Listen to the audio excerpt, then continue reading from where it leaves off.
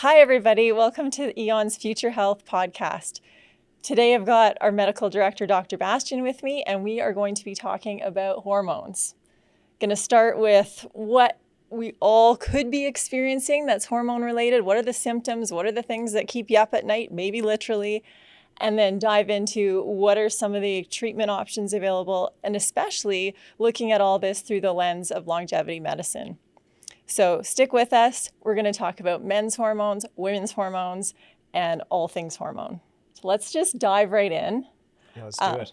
I think there's a lot of question around hormones. We're definitely I'm reaching that age. I shouldn't say you are, but we know hormones can go out of balance at any time for all kinds of reasons. But what are the things that people should be looking for? And what are the symptoms? How do we know that hormones are not affecting us the way they should? Sure. Yeah. So, look, it's a very different physiologic change that men and women go through, right? Women, of course, we know go through perimenopause and menopause. Men have more of this sort of gradual, stepwise decline that doesn't always get picked up. So, for men, it's really like these initial symptoms. The common things that I hear coming through are like, I just don't have enough energy. I'm feeling more irritable. Many times there's a bit of brain fog. Now, the ones that testosterone especially are most notably for are like, I'm having weaker erections. My sex life's not as good. I don't have the same libido. And although that's probably what the treatments are primarily aimed at, there's a whole host of other things ranging from mood to muscle mass to bone mass to sleep that often get missed under the radar.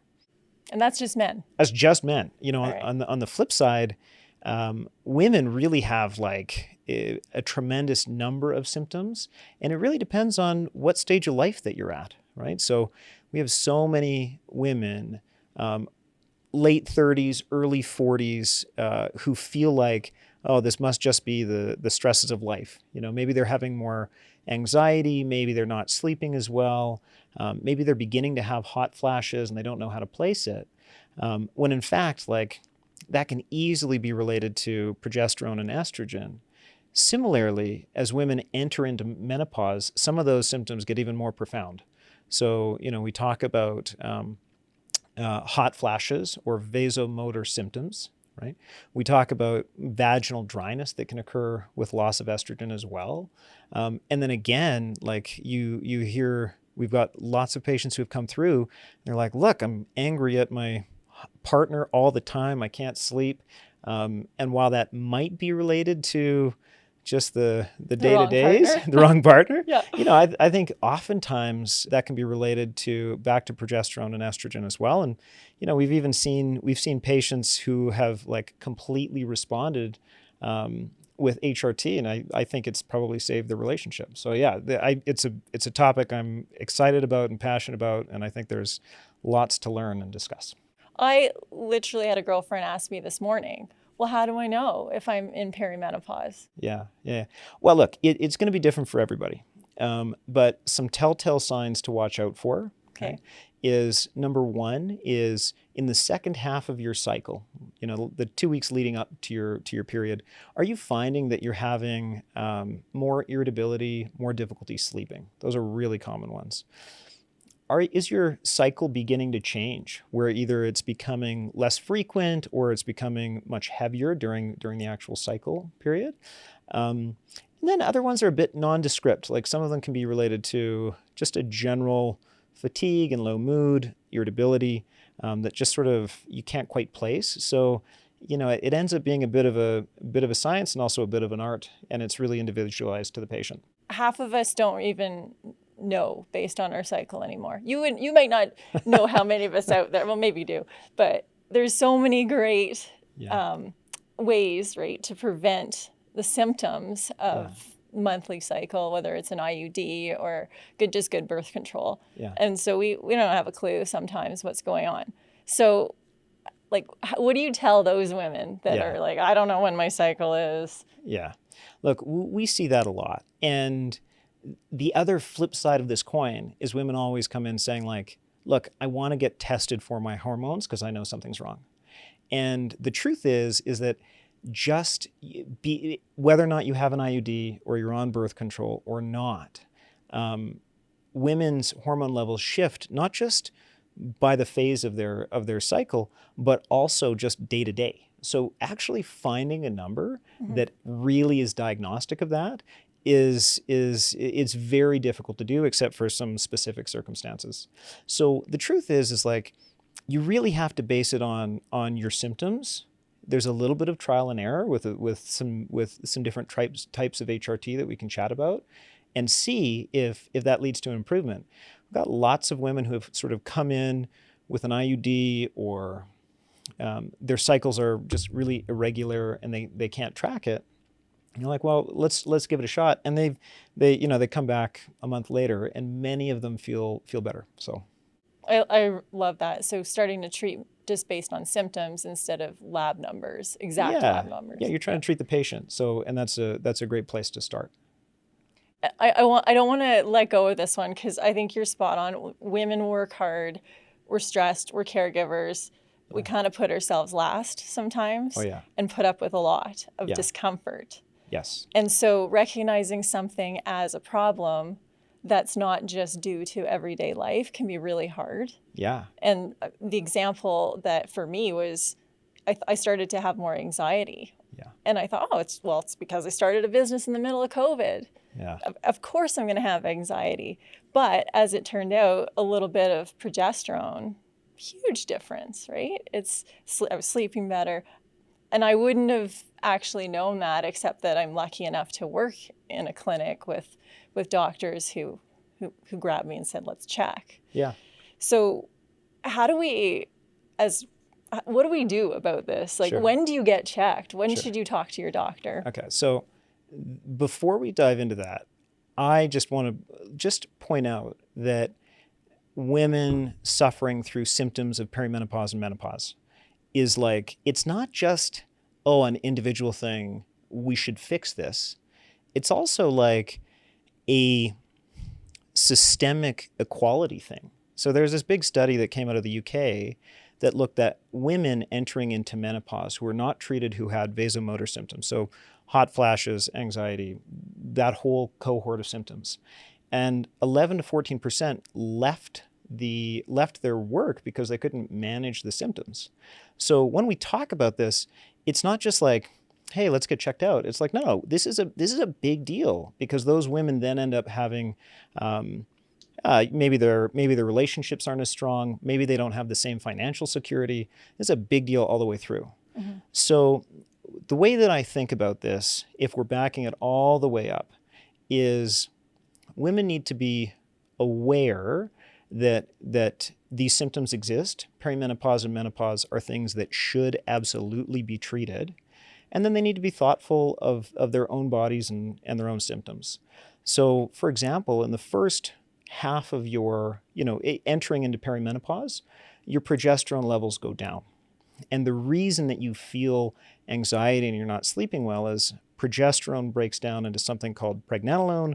Pregnenolone then breaks down into something called GABA. GABA is a relaxing hormone that helps you to feel less anxious and also sleep better. And lo and behold, when you're sleeping a little bit better and you're not quite as stressed and anxious, all of a sudden, all of the other things that are always going on in many of our patients' lives just seem a little bit more manageable. Okay, and then as women enter into menopause and those estrogen levels begin to drop off as well, that's when we really start to notice some of the big changes. And that's really where you want to be aggressive in terms of reviewing whether or not hormone replacement therapy is a good place for you, because it's not just vasomotor symptoms, it's not just the hot flashes and the irritability. There's a lot of morbidity that comes with menopause that we should be really aggressively treating. And it's things like changes with your cardiovascular profile, increased risk of Alzheimer's and dementia, increased risk of osteoporosis. Testosterone goes down, increased risk of sarcopenia or muscle loss. Certainly, we just touched briefly on the mood thing, but increased symptoms of anxiety and depression. So I think all of those are big time targets that need to be evaluated.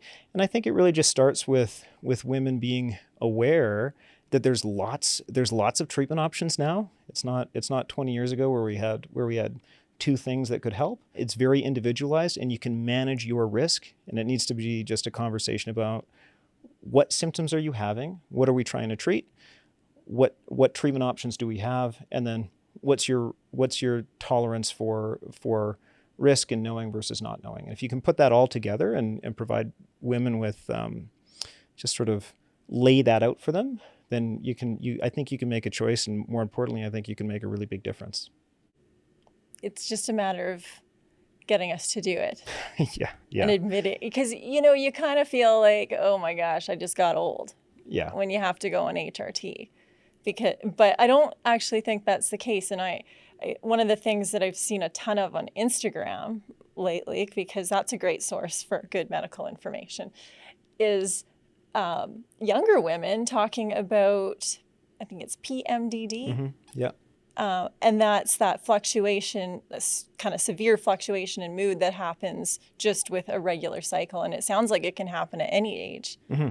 Is that right? Yeah. So perimenopausal depressive disorder is kind of the extreme example of what we're referencing, right? And again, like the classic treatment for that in the past has been, put them on an antidepressant. But the truth is, it's a hormonally mediated set of symptoms. And if you can replace those symptoms in a way that is both safe and effective, you can improve and mitigate a lot. So I think the key is women just don't tough it out. Okay, don't just assume that it's a normal part of aging. Get checked, and if appropriate for you, get treated. And I get the question a lot of, when do you start this? And I'm always saying you start it when you feel the symptoms. Like, why put up with a lot of this when you can influence it? Is that fair? Or are there ages that you have to watch for? I mean, let's myth bust a bit. Sure. Because I think there's been a fear around estrogen, especially for women. Here's what I would say. So just touching on progesterone to start. Okay. Progesterone is typically the first hormone that women will go on when they're having symptoms of perimenopause, okay? But perimenopause, that can be something that starts at 49 or 50, but that can also be something that starts for many women in their early 30s, right? So really, that's why it's so important to have an understanding of your symptoms and just being aware of the treatment options. Progesterone is incredibly safe. It's incredibly well tolerated. And if all we're doing is balancing, bringing you back up to where you probably should have been, when in a premenopausal state, there's very little evidence to suggest that there's any serious downstream harm. Okay, with the exception that sometimes progesterone can also be, in the same way that it helps to settle anxiety and it helps to improve sleep. Well, if you do that too much, it can sort of be a bit of a depressant, because it can downregulate your whole system. So we've got to be careful of that. Now, estrogen, I think, has perhaps got the worst rap of any medication or hormone that I know of. And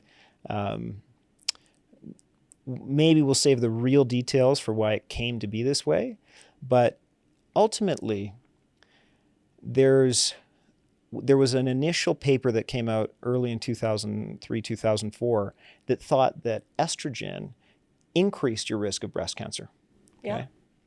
And the truth is, and the headline was, estrogen increases breast cancer by 24%. Okay. And didn't they stop the study even? They stopped it early. But the truth is that was a relative risk ratio. So that was instead of being 4 in 1,000 women that got breast cancer, it was 5. So there's a 1 in 1,000 risk of breast cancer that's increased. There was no change to survival, because those women were then treated, and that type of breast cancer has a tendency to be more treatable. But more importantly, and lastly, we don't even use that same type of estrogen anymore. Mm-hmm. We use bioidentical hormones to support that. But that one statement, that one sentence, essentially turned off an entire generation of physicians from prescribing it, and led to so many women entering into menopause, not just having to deal with the symptoms of menopause, the vasomotor changes, the irritability, the brain fog, but also, therefore, also had to have all those downstream consequences, the osteoporosis, the changes with cardiac history, the changes with dementia, etc.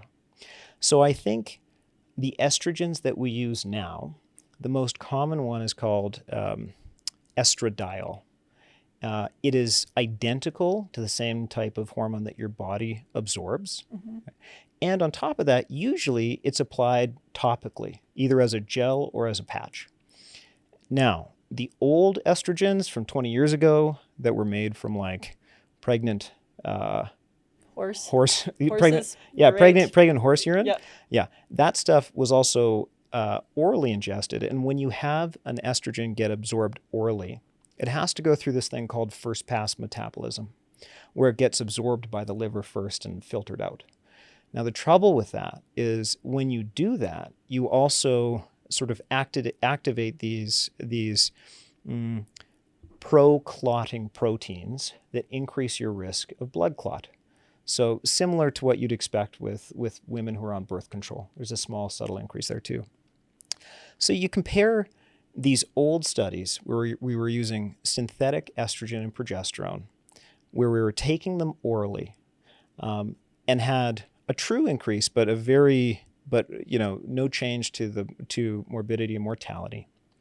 You compare that to what we have today, which is bioidentical hormones that seem to have a much safer safety profile, and are applied topically. I just don't think there's no evidence that I've seen that suggests the risk-benefit ratio particularly favors risk unless you have a really strong history of breast cancer, both personally and within your family.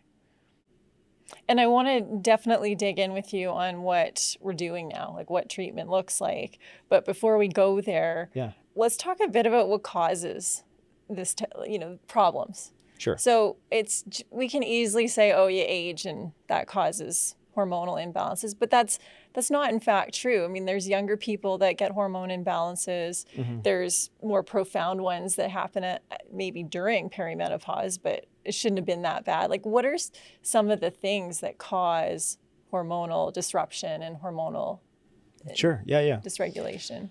Well, look, let me start by saying this.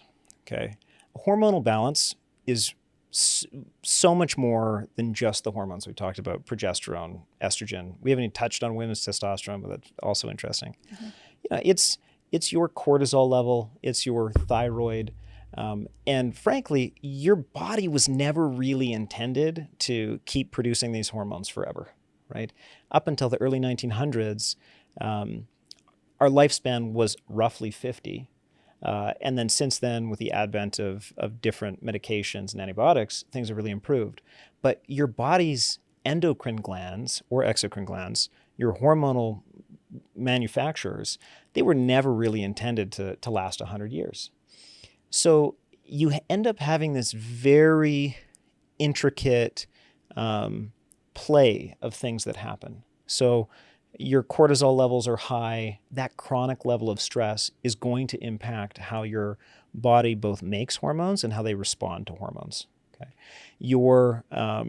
if you look at just in general, as you age in men and women, those processes begin. The cells that physically make the hormones, they just don't function quite as well. They don't read information from the other signaling processes quite as well. Sometimes they die off, that kind of thing. And so, when we're talking about women's health and women's hormones, to keep it focused, like your reproduction cycle slowly goes down as your ovaries stop stimulating follicles to be released. Your estrogen jumps up in that sort of first perimenopausal state, And then as it continues to go down, eventually the whole system sort of settles out and shuts down, and you end up with decreased levels of progesterone, decreased levels of estrogen, and decreased levels of testosterone. And so what people kind of assume to be a natural part of aging is really this, this organ system, this intricate system for fertility and reproduction slowly beginning to fail. And if we're not going to support that and we're not going to address it, yeah, like it's no wonder that women are sort of struggling along with these symptoms, because there's a part of them that is beginning to get downregulated that really needs support. And if anyone has ever had a thyroid issue, nobody bats an eye if they go on thyroid medication. Why is that any different for our sex hormones? It's so true. This is a bit maybe chicken and egg that you can help me with. One of the symptoms that we all notice is weight gain. Mm-hmm. And it's often blamed on hormonal changes. And I've kind of wondered, is it you gain weight and therefore your hormones dysregulate, or do your hormones dysregulate and therefore you gain weight? What's going on there? The first thing is your hormones do have an impact on weight. Okay, so if you're chronically stressed and your cortisol levels are high, that is going to spike your insulin, and over time, that elevated insulin is going to lead to weight gain. Now, there's some common myths about sex hormones, like, oh, if I go on progesterone, I'm going to gain weight. Well, kind of true. I mean, occasionally you can initially get fluid retention, but that typically settles out, and the evidence does not support that progesterone is linked to weight gain. Now, interestingly, as women begin to enter into menopause and their estrogen levels drop, for sure, there's a component of that that also triggers weight gain. It's common to gain weight in menopause, and if you catch it early enough and you're already on transdermal estradiol, that can help prevent some of that weight gain from coming on. The flip side of this is there's a whole variety of other things going on with your body, other hormones that help to balance your hunger cues, how full you feel, how satisfied you feel after eating. And I feel like those can change regardless. And that can be through your sex hormones, but it can also be as you age. So as you enter into menopause, for example, your basal metabolic rate, how much food you actually need to eat, might go down. But at the same time, you have these same hunger cues that are saying, keep feeding me at the rate that I was at before. And that's a common signal as to why you can see weight gain through menopause that's beyond just the estrogen. Okay, so let's pick on guys a little bit then too, Sure. on the dad bod side of things. What is dad bod all about? Is that hormone related? Yes. Yeah, for sure. So here's the key thing about men's health and the quote unquote dad bod. So the timelines vary, but we'll use 40. After about age 40, you begin to lose 1 to 2% of your testosterone production every year. Okay. And certainly by age 50, many men have lost up to 40% of their Leydig cells, the cells that actually produce testosterone. And so eventually what accumulates is, like, if you don't have enough testosterone, then slowly you lose muscle mass. And frankly, this goes for both men and women. And then because you don't have enough muscle mass, that often gets changed into fat. Well, what does fat do? It takes that testosterone and produces more estrogen with it. And so you end up, if your estrogen runs really high, now you start to see these things, adipose tissue, more tissue around the breast, things like that. And so the typical dad bod ends up often being a testosterone dysfunction. But the flip side that I will say to that is, like, what else happens during those formative years? Well, often men have kids running around. Oftentimes they've got, a full-time job that they're trying to manage. There's a lot of responsibilities that make eating more poorly and getting to eating more poorly more common, and getting to the gym and exercising and moving like they typically did before less common. So you take those two things, you stack them on top of testosterone, and you kind of have a perfect storm. So those are kind of some of the basics that lead into sort of weight gain in both men and women. But it's a complex and intricate balance, and it really needs to be based on the individual, their environment, and then, yes, their hormones.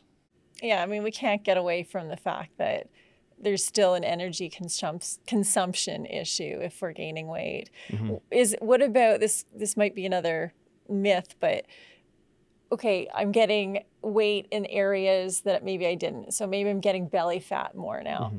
Can that be hormone related, or is it again? I mean, these are things that we like to blame on hormones. Totally. And Yeah. is it true? Yeah. Yeah.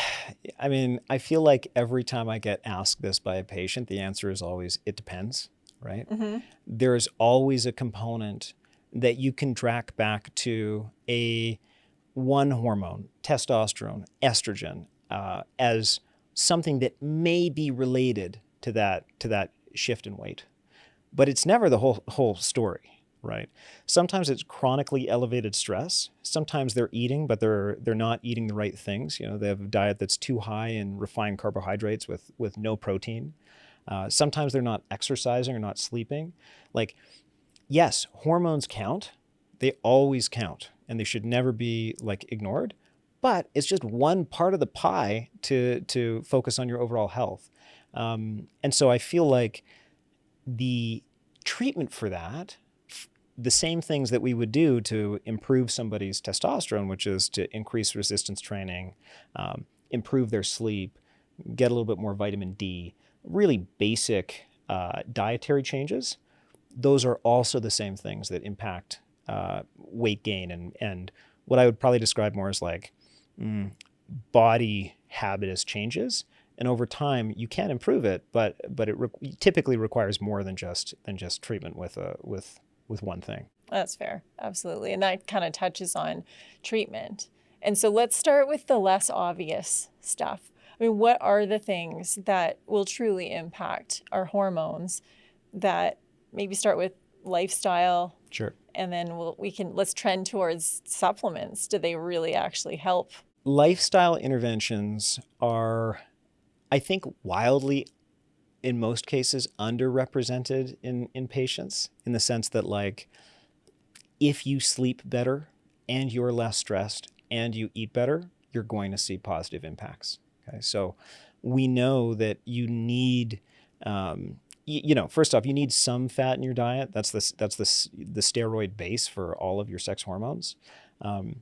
But to have something that has got a balance of fat and protein, relatively low carb, is going to go a long way. Anything that improves your stress response and your cortisol, whether that be getting better sleep, going for a sauna, going for a walk, though if you can manage your stress levels better, that allows your body to kick out of that fight or flight response, improve your muscle mass, and lo and behold, what happens when that happens?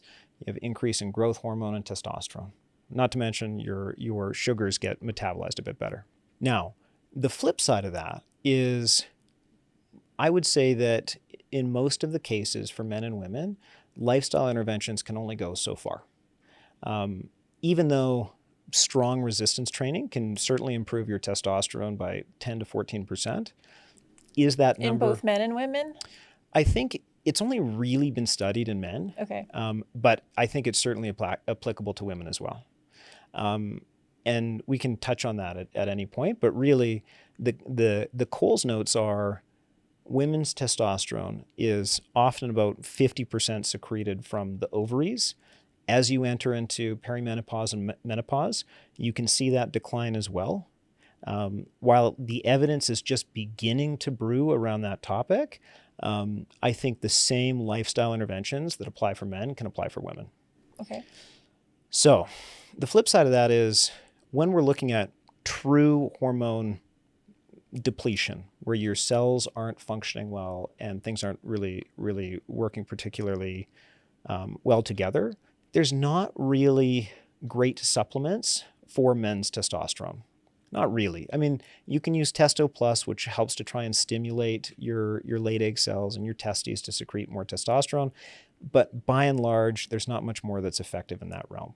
Now, women are quite different because we have some really great supplements that help to sort of mimic the shape of estrogen, but not as a perfect estrogen balance. So, for example, women who have a history of breast cancer or are just worried about that risk ongoing will often use different sort of herbal supplements that have something called a phytoestrogen, which is like a plant-based estrogen. It interacts with the cell to still provide some support and improve some symptoms, but doesn't actually fully connect to the cell to the point where it's going to put the patient at any sort of increased risk for any of those sort of cancers that we talk about. And what have you seen? I mean, have you seen significant improvement with just those two interventions? Yeah. I mean, I would say that the lifestyle interventions end up being a bit more of a slow burn. And I would say most patients who are really suffering from hormonal imbalances want to try something else at the same time. I think the really interesting thing, the thing I really like about our co-care model is I was personally skeptical about some of the supplements that we were using for women. And you're probably not alone. A lot of MDs, right? Oh my God, yeah. And some of the supplements that one of our naturopath, our lead ND, Dr. Lane, was prescribing and recommending totally changed one of our patients' entire trajectory for her hormone balance. It normalized her period. She felt better. And all of that was without any sort of estrogen balance at all. So I think they're safe. I've looked into them much more now, and I feel very comfortable recommending them. And I also think in the right population, they can be really effective. Yeah, that's great. Mm-hmm. And then the next step after that, so it's a great first step. If someone just doesn't have severe symptoms, but just wants to try to balance things out, they could go with, let's get a good supplement regime tailored to me. Let's maybe get a bit more muscle building activity. If that's not working, what's the next line? I mean, now we're getting into hormone replacement, right? Yeah, for sure. So I think for men, typically it ends up being testosterone, either as an injection or a cream. And I would say for women, it's the same. So we'll just talk testosterone for a second. And I want to stop you because you said, typically it's testosterone. Yeah. Do men take other hormones? Because I've never heard of that. Yeah, I mean, look, there's lots of... Testosterone is sort of the downstream product. There's lots of things that men have been told they can take in advance of that. That can be things like HCG, that can be things like DHEA or pregnenolone. Okay. In my experience, I feel like the real evidence that we've seen so far is for testosterone. Okay. And I would say HCG is another common one. I get lots of questions about growth hormone, and I would say the evidence just isn't there yet. But like we talked about, for both men and women, their testosterone can go down substantially in early perimenopause, menopause. For men, we used to call it andropause, but really now we just call it testosterone deficiency. And it can be an excellent treatment for both. Now, the interesting thing is they've done lots of studies. Usually it's a once a week injection. They've done lots of studies looking at the effects of testosterone on women who are transitioning to men, right? So ultra high doses. And they really have not found any substantial concerns or any substantial side effects. So when we're looking at using it in women, even though we don't have quite the same database, if we're using it at 1/10 or 1/20 of the dose of what a man would have, it can still be very effective for the treatment of libido, muscle mass, vaginal dryness. It helps with osteoporosis. And the thing that I find so fascinating about this is testosterone is the most common sex hormone women have. And yet, it's never been really studied. And only now are we beginning to see what the benefits of that might look like, right? And that's usually as an injection or a cream. So again, because of the risk of taking it orally and sort of going through the liver, we usually don't provide an oral option at this point. There's some new ones on the market that might be changing that. If you have too much testosterone and you're female, you know it. Like you're getting the chin hair going on or something like that. But when you have too low testosterone, I don't really think a lot of women would even know that that's an issue that they have. And so do they have to do anything about it? Yeah, look, I would say that the just like all of these things, we're trying to balance symptoms with benefit and what the risk and benefit of that might be for a patient. Now, I think women and testosterone is perhaps one of the biggest areas of research that I think needs to be drawn on. Of course, if you're not having any symptoms, my general recommendation is don't take testosterone just to treat a number. We're here to treat the patient as an individual. And the range of testosterone for women can be 2 all the way up to 35, right? So we have lots of women who come in, they have like a free testosterone of like 6, but they have no libido, they're feeling weak, they have no energy. Maybe they have some vaginal dryness. And we're like, okay, well, look, try it out. I mean, we know it's a very safe medication. Worst case scenario is you've wasted your money on a tube of testosterone. Best case scenario is like it has a really substantial improvement. And if that's the case, then continue to replace that in the same way that you would all these other hormone options. And just in case we've lost the men, because I know I monopolized the conversation about women. Yeah. But, well, women care about their husbands or their boyfriends or their brothers. And I know testosterone for men is it's gotten a bad rap, probably from the bodybuilding community. Yeah. Where it's been overused and there's roid rage and we hear all these negative things. Yeah. Maybe share, just for context, what's a medicinal dose? Sure. Versus when we're hearing about roid rage and the scary things that go with testosterone, what are we talking here in difference? Yeah, right. So the first thing I would say is that the typical range is anywhere from 50 to 150 milligrams under the skin. Doesn't need to be jammed into your glute or in your butt anymore. Once a week. Okay.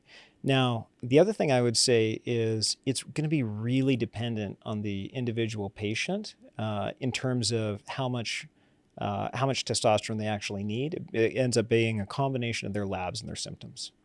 We typically shoot to try and bring patients up into that upper third because we find that's where the best evidence is for improving morbidity and mortality. And if you give it a really good shot in that upper third and you're still feeling no change, that's probably not the issue.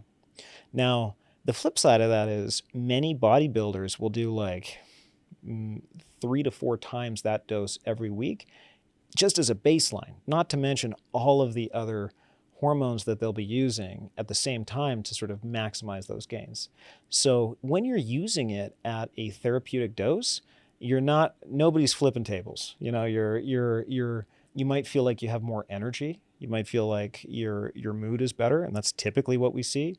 It's not like you're going to go to the gym and start benching your personal max from when you were 18.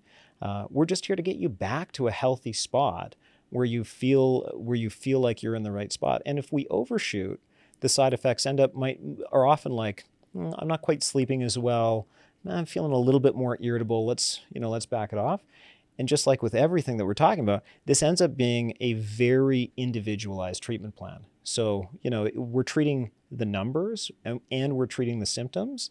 And I think that's what makes it difficult to get really quality care at for some physicians who may not be as experienced in it, because there's a lot of nuance to what's going on at the individual level. What's even worse is when you try to do it yourself. Yes. Off the internet, right? So, and this is not unheard of, right? Especially with bodybuilding or some of these other communities where you have access to the drug, but you don't necessarily have medical oversight. Mm-hmm. So obviously very important to get some good support for these medications, essentially. Yeah, for sure. Okay, so we've touched on testosterone. We got progesterone. Yeah. So there's one you can ingest orally. Yes, totally. And in fact, I think that it's important that you do, because if you don't take in progesterone orally, you don't get the benefit of it transitioning into pregnenolone and then GABA. So really, we don't really use transdermal unless it's a very localized issue like around the vagina. So we'll often do progesterone's usually a pill you take one at night before you go to bed. It's usually between 100 and 300 milligrams, and so we start at 100 and then sort of titrate up and see how you go. Many women who are just trying it out and they're trying to say like, look, I'm not sure if I'm having symptoms or not, they'll often take it in just the second half of their cycle, right? So your progesterone in the first half of your cycle, if you're having a normal cycle or maybe it's beginning to change a bit, still remains fairly high. It's really in the second half that things start to drop off, and that's where you get some of those anxiety, depression, irritability, insomnia symptoms first. And that's a great place to start for a lot of patients. That might be the case where you see improvement in that, and then shortly over time, you're like, look, I want to take it for the whole time, excluding my cycle, or the whole time even during a woman's cycle. All of those are fine. I mean, it's such a well-tolerated medication. You really want to titrate it up to a position where you feel like your symptoms are well controlled. But again, transdermal is not really a great option for that. Okay. And I'll come back to estrogen, but you just kind of touched on something and just made me think, could be myth or not. Sure. Are you stuck on hormones for life once you get going on them? So the short answer is no. Okay, I want to look this right. No, you're not on estrogen for life. You're not on hormones for life unless you want to be. So there's two ways of looking at this. Number one is, look, I'm feeling exhausted and I'm having all these other symptoms, and I'm worried about trying these hormones because I think they're going to downregulate the hormones that you have in your body. Yeah, and I won't be able to make them myself. I won't be able to make them. Yeah. It's like, no, that's not the way it works. Certainly not up front. You can be on these hormones for a long time before your body starts making those changes. I think the best evidence is for testosterone. You can be on testosterone for 6 months, a year, even up to 2 years before you really start to see your body downregulate those hormones. Now, the flip side of that is, look, if we put you on these hormones because your body is deficient in those hormones, it's the same thing like being on a thyroid medication. Your thyroid's not making hormone the way it's supposed to. We're going to replace that. You're going to have to be on that medication long term, because otherwise your symptoms are going to come back, and we've already agreed that that's why you came in the first place. Same thing goes for women's hormones. If you find that they're going to be effective for you, and you've maximized all these other lifestyle interventions to try and improve those, which, by the way, have a huge impact on them. Mm-hmm. If you find that there's still probably a component of that that might be, those hormones just not being produced as well or not as much. And if you get benefit, it's safe to be on those hormones long term in most circumstances. The one thing that I'll caveat that with is women who start estrogen, there's sort of this understanding that after 10 or 15 years of use, we try and sort of wean you off to see if that helps. I think the research is out as to whether or not that really is the most effective tool for everybody to sort of wean off these at the end. But it really is a conversation that you need to have with your prescribing physician. And like everything we've talked about, it's so individualized that it's a conversation worth having if it ever gets to that point. And it is a conversation worth having. So I will bring this up now because I think we probably all will want to run to our doctors when all this is said and done. Personally, I didn't have a lot of luck with my family doctor. Mm-hmm. I mean, not that they wouldn't do it, but I really felt like I had to come in and ask, hey, I want to try X. Mm-hmm. And then, she was great. And she's like, okay, yeah, well, we can try this. But it's not the most comforting feeling to know that I've kind of directed this and I'm not really sure where it's going. And what can we expect? Like, is it fair to expect your GP to know all the stuff that you're telling me now? And like, what should my expectations be? Is it important to find a specialist? Where are we at? Yeah. Okay. So I think some really great family physicians this is absolutely a space that family physicians can be capable of treating. However, you got a couple things working against you. Number one is we have these big studies back in 2003, 2004, increased risk of breast cancer, which have, I think, essentially now been demystified a bit. And I feel like that same thing isn't just perpetuated in the public eye, it's also perpetuated by physicians. So there's lots of physicians who are going to think the risk is greater than the benefit for lots of women. And that's going to be a hard thing to change if it's not something that they're really up to date on. Number two is some of the things that we're talking about, totally, I mean, go for it. Try some progesterone, try some estrogen. Your family physician can prescribe those.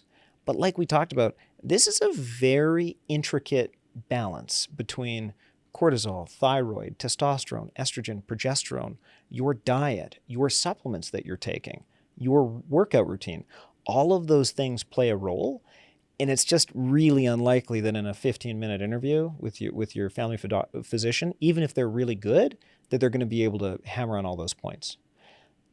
So I always want to be careful about this because I think family physicians are very capable, and I think they can, in general, do a wonderful job of managing your care. But I also feel like there's a lot that they need to know. There's an incredibly wide range of information that they need to follow up with. And I'm just not sure if you're looking for a high experience that's very individualized, that they're going to have the time or the expertise to deliver it. Yeah, I mean, that's I guess our concern in general. Like, we have a 15-minute appointment and they do what they can. So we can't complete this kind of treatment discussion without talking about estrogen. Yeah. There's some great modalities. Tell us a bit about what there is out there. Sure. So there's lots of different ways to get estrogen. Okay. The most common is really the transdermal approach. So through the skin. Now, for some patients, that's a cream. For other patients, that's a patch. Those I'd say are the two most common ones. Now, what I find really interesting is there's actually some oral estrogen components that, if you don't have a risk of blood clot, are becoming more and more common. And the thing that is really unique about some of these new medications is they actually have a blocker in the breast tissue. So let's say you really are worried about some long-term complication from a strong family history. You can go on one of these estrogen pills. It blocks the conversion of that estrogen in the breast tissue, but still gives you all of the other benefits for your cardiac health and your bone health and your brain health. Now, wow. Yeah, I mean, and again, like, just to point out, there's options out there. Yeah. Now, the other thing that I think is fascinating about that is, I really feel like the timing of when you get on estrogen is perhaps, of all the things we discussed today, the most critical. Okay. Because 10 years after you've entered into menopause, your body starts to down-regulate those estrogen receptors. There's no estrogen floating in the system, starts to settle, bring them away from the outside of the cells. So you might be giving your body, if you start too late, you might be giving your body estrogen, but it's not going to have an effect. And therefore, you end up with this risk-benefit curve where you now have sort of unopposed estrogen not having a receptor. Yeah, it's gonna sort of increase the risk of other things that we talked about. So the key, in my mind, for estrogen is being really thoughtful of your body, being aware of it.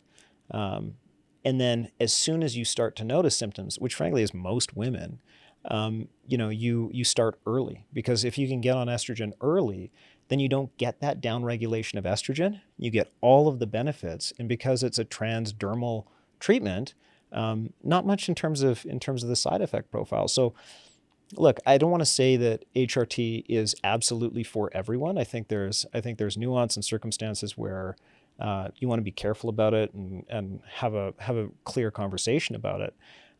But I also think it can be dramatically helpful. And I think with the new options that are coming online, you can shift the risk-benefit curve to strongly favor benefit on an individualized scale. Okay, I want to make sure I've got this. This is new information for me. Okay. And I love that this is one of the few things where you've given us a timeline in terms of, hey, start early with estrogen.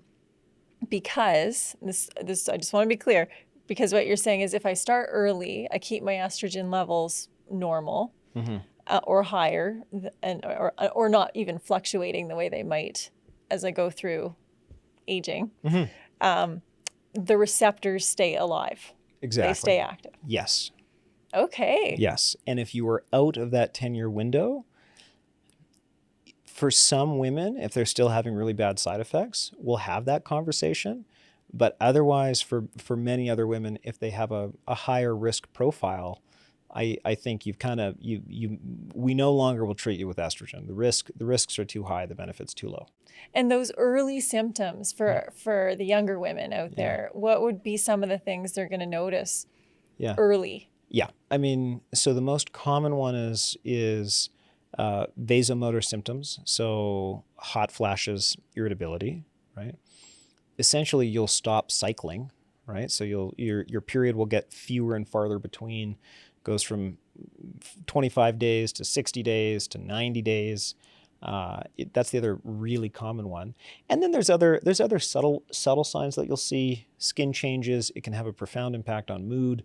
Like there's lots of subtle things that come through, but I think Okay, that's not subtle. I've heard that about your skin. Yeah. That it can really start to wrinkle, and that aging process can really kick in as your estrogen drops. So for sure. that's not subtle. Okay. That's a big one. I didn't know. Right. Yeah, I feel like, estrogen plays an important role in collagen and elastin, like the things that give your skin elasticity and that sort of volume. Yep. And so when you enter into menopause, it's a really common thing to see is you begin to that begins to fade out. Now, to capture that early, I think is an important sign. But I would say probably the most common ones patients will start with is some of the vasomotor symptoms. And I would add too, just because it's something I've tried, is because most people know now that I suffer from migraines, and one of the triggers will be cycle related, so fluctuations in hormones. But estrogen, just a certain times of the month, we can use to help people keep things level, and then you're not committed to it all the time, but you're still helping balance out a monthly cycle. Yeah, for sure. I mean, the classic thing is as your body in perimenopause, as your body is trying to stimulate your ovaries to release another follicle, it just ramps up the estrogen as much as it can. And then on top of that, your estrogen or your progesterone phases out. So you end up with this real imbalance between the two. And sometimes it's not just the progesterone falling off, it's also that imbalance between the two. And again, we'll often use things, different herbals like FemGuard and a few other ones to help sort of support your estrogen balance at the same time. I'm really curious though, if you're comfortable sharing just a few even anecdotes for us. What have you seen? Like, what are some of the things that just have stuck with you where people have identified a problem and you've been able to support it by getting hormones back in balance? I think one of the biggest ones that I've seen consistently is women having really heavy cycles that they just kind of have been putting up with for like 3 or 4 years. They can't go out, or they're not enjoying their vacations, or so we've had specifically a woman who's come in with really heavy cycles. We're able to put her on, and she's gone to her family doctor. And I think it's one of those things that sometimes doesn't get treated as well as it could. So we treated her with some progesterone. We actually ended up giving her an iron infusion as well, which improved her energy a ton. And she just returned to like incredible normalcy. And sometimes, you think about that and it sounds like it is a small change in terms of a medication, but it has profound impact on how you feel and, a big portion of your time. So that has certainly been a win for us. We have lots of women who have tried testosterone like topically. You can do it as a once a week injection or under the skin. And it's totally changed how they feel. Like more energy, better sex drive, decreased vaginal dryness. And for a few of our women who have come in saying, yeah, my husband certainly wishes that I could have, that I'd be more interested. Of Sometimes, course. yeah, of Which course. husband does not? Yeah. Yeah. And look, for many women, like libido is a complex, intricate piece. But on the occasion, you land on one and you're like, no, this is just hormones. Wow. Yeah, so that's been really helpful. And I think certainly when you couple progesterone, estrogen, and testosterone together with some of the other things that we support here through exercise and nutrition and a focus on sleep, you can dramatically change someone's life. And we've seen that. So yeah, it's been an awesome journey. It's something I'm super passionate about. And we'll just try and keep getting the word out. And are there any, before we kind of sign off here, are there any myths that you just constantly hear of that we have not debunked today? On the men's health side, I really feel like there's ongoing myth that testosterone causes prostate cancer, or testosterone. Yeah, we'll start there. Testosterone causes prostate cancer, and it's just not true. And in fact, patients who have the highest level of testosterone oftentimes have the lowest rates of prostate cancer. And you would think then that if that were the case, men who have high levels of testosterone, i.e. younger men, would have the highest rates of prostate cancer. And of course, that's not true either. So what we now know is after a fairly low dose of testosterone, if you think of your prostate kind of as a sponge, your prostate's taken in as much testosterone as it's going to have. And above that level, no amount higher than that is going to influence the prostate. The prostate changes. And for that reason, testosterone is not going to cause prostate cancer. And in fact, the Canadian Urologic Association put out a big Q&A on this about last year. And they said unequivocally that really, unless there's very specific circumstances of like an active metastatic prostate lesion, that testosterone in the right patient population is fine to take. Good. Yeah. Good to know. Yep. Yeah. Bioidenticals. I hear a lot about that. Fears versus. And I don't even know. Do we use anything other than bioidentical now? No. So look, the bioidenticals versus synthetics is this question that we get all the time. Yep. I would say most specifically it's related to progesterone. So when we were talking about that big women's health initiative question, it's really the synthetic progestin that caused a lot of the complications. Tentatively increased rate with breast cancer, tentatively increased risk of blood clot, when in fact the bioidentical versions that we have today, really we haven't seen anything like that at all. Okay.